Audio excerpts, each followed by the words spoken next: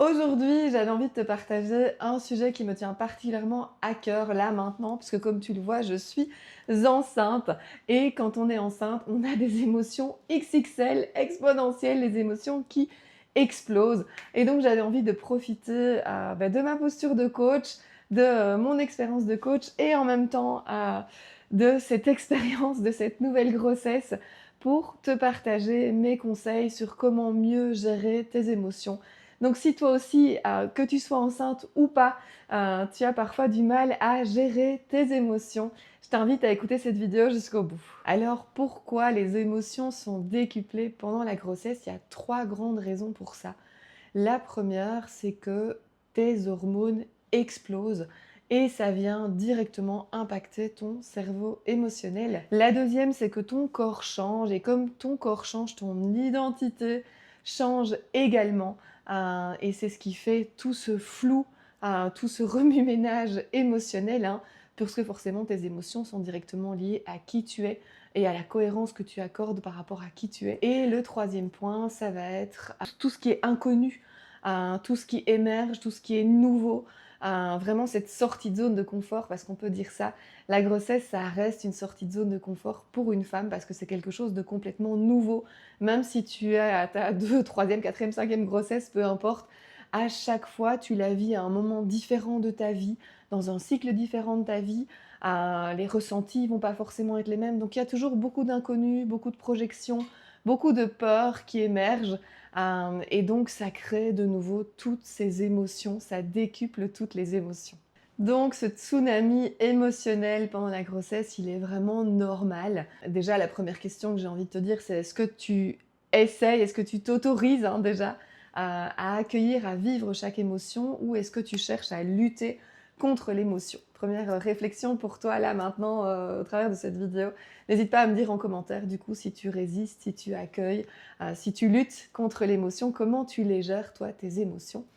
Du coup j'en profite aussi pour te dire de t'abonner si ce n'est pas encore fait à la chaîne. Tu cliques sur la cloche pour t'abonner et recevoir toutes les autres vidéos. En tant que coach experte en confiance en soi et en slow life, je partage régulièrement des vidéos ou des shorts avec des conseils pour mener une vie plus alignée, plus sereine, une vie qui te correspond et oser être pleinement toi-même.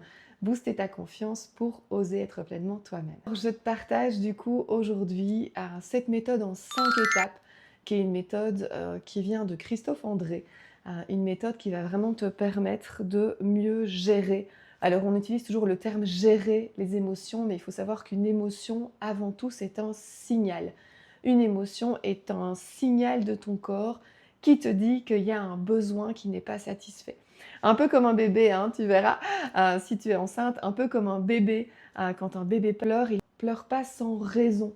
Il pleure parce qu'il a un besoin qui n'est pas satisfait. Ce besoin, ça peut être le besoin d'être rassuré, le besoin d'avoir, s'il a faim, c'est le besoin d'être nourri, le besoin d'avoir une couverture parce qu'il a froid.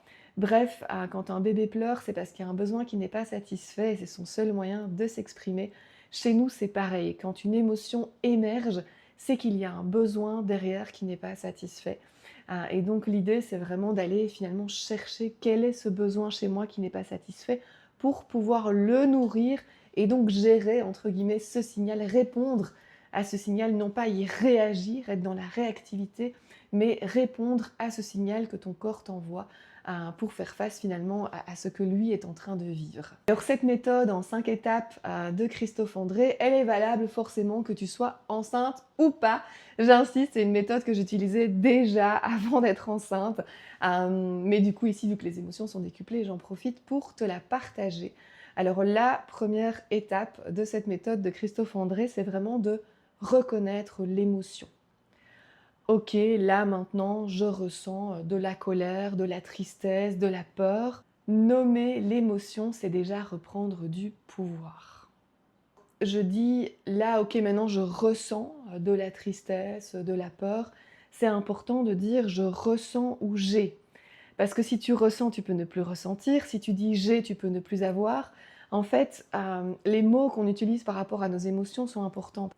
Si toute la journée tu te dis je suis triste, tu vois, si tu utilises le verbe être, en fait, quand on utilise le verbe être, on associe l'émotion à qui on est.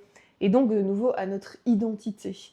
Et donc si tu répètes, si tu utilises régulièrement le verbe être par rapport à l'émotion, tu vas finir par incarner cette émotion. Or, je rappelle, une émotion, elle est temporaire. C'est un signal temporaire pour te dire de répondre, de nourrir le besoin dont tu as besoin là, maintenant, tout de suite. La deuxième étape de cette méthode en 5 étapes, c'est vraiment d'accepter de ressentir. Pas de juger, pas de lutter, vraiment de se dire c'est là, ok, j'accueille. La troisième étape, c'est d'observer qu'est-ce qui se passe en toi. Ok, là, je ressens de la peur. Qu'est-ce qui se passe en moi? Est-ce que j'ai une boule dans la gorge? Est-ce que j'ai mon cœur qui s'accélère? Est-ce que je commence à transpirer? Est-ce que j'ai mes jambes qui bougent, mes jambes qui tremblent? Bref, observez ce qui se passe en toi et qu'est-ce que tu te racontes par rapport à ça. La quatrième étape, c'est de respirer avec l'émotion. Vraiment des respirations lentes et profondes parce que ça te permet de faire de la place finalement à l'émotion comme si tu lui faisais de la place plutôt que de la repousser. Et donc, c'est vraiment de surfer finalement sur la vague de l'émotion plutôt que de te laisser submerger par elle. Donc des respirations lentes et profondes te permettent en même temps d'apaiser ton mental qui est en train de se raconter plein de choses par rapport à ce qui se passe là maintenant avec cette émotion. Apaiser ton mental et revenir dans ton corps. Donc vraiment respire avec l'émotion. Elle est là pour toi, elle n'est pas là contre toi. Et enfin, la cinquième étape, c'est de laisser l'émotion suivre son cycle naturel. Une émotion, si tu ne la bloques pas, si tu ne cherches pas à lutter contre elle, elle va durer entre 30 secondes et 2 minutes maximum. En fait, ce qui va te fatiguer, ce n'est pas l'émotion en tant que telle, c'est la force et l'énergie que tu vas mettre pour lutter contre elle. Donc laisse l'émotion émerger, laisse-la passer finalement, laisse-la te traverser, aide-la à te traverser en l'accueillant, en l'écoutant, en la respectant. Ça va te permettre de beaucoup mieux vivre et de mieux gérer du coup l'émotion qui te traverse. Là, de ces 5 étapes pour gérer l'émotion, je te propose 3 conseils ultra concrets pour mieux vivre l'émotion quand elle émerge. Le premier, ultra concret, comme je le disais tout à l'heure, c'est vraiment de te reconnecter à ton corps au travers de la respiration. Donc ne cherche pas à comprendre tout d'abord ce qui se passe, cherche à vivre et à ressentir en étant vraiment dans ton corps. Le deuxième conseil ultra concret, c'est vraiment de te parler comme si tu parlais à une amie. Donc les études ont prouvé, dans tout ce qui va être la consolation, l'affection, les études ont prouvé que c'est la même partie du cerveau qui s'active si c'est toi qui te réconforte ou si c'est une amie qui te réconforte, si c'est une personne tierce qui te réconforte.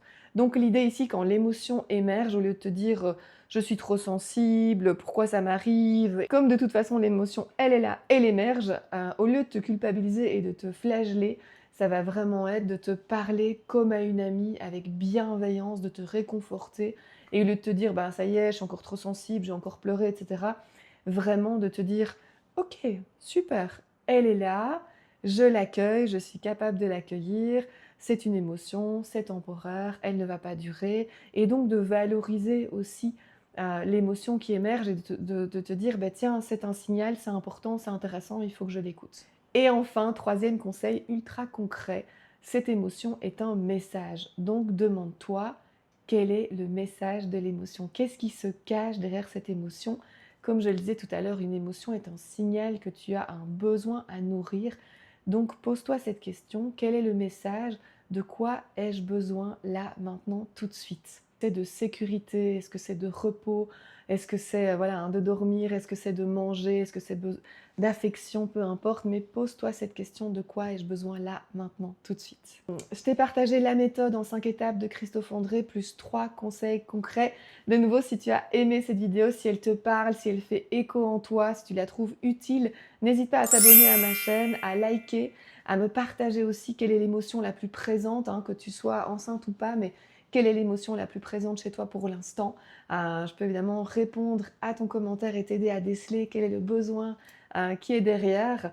Si tu as envie d'aller plus loin, je t'invite aussi à écrire émotion en commentaire. Comme ça, je peux t'envoyer la fiche. J'ai créé une fiche pour te permettre de mieux gérer tes émotions. Donc, si tu veux la recevoir gratuitement, hein, c'est gratuit, tu commentes émotion et je t'envoie la fiche. Voilà, donc je rappelle, si tu as tes émotions qui sont décuplées avec la grossesse, c'est tout à fait normal. Si même tu es hypersensible ou tu as du mal à gérer tes émotions, ce n'est pas un problème non plus. La gestion des émotions, c'est comme un muscle. C'est vraiment à répéter, et à prendre le temps d'accueillir, de nommer, de reconnaître, de surfer avec cette vague d'émotions pour finalement, à chaque fois qu'elles vont émerger, être plus habituées, que ce soit plus facile pour toi de détecter, bah tiens, là, maintenant, j'ai besoin de ça. Donc voilà, c'est vraiment un muscle, la gestion des émotions, c'est comme la confiance en soi, c'est un muscle à travailler, à développer, à booster au quotidien. Je t'invite à t'abonner, je te remercie d'avoir suivi cette vidéo et je te dis du coup à très vite pour de nouveaux conseils en confiance en soi, en soul life, pour que tu puisses oser être pleinement toi et mener une vie qui te ressemble vraiment.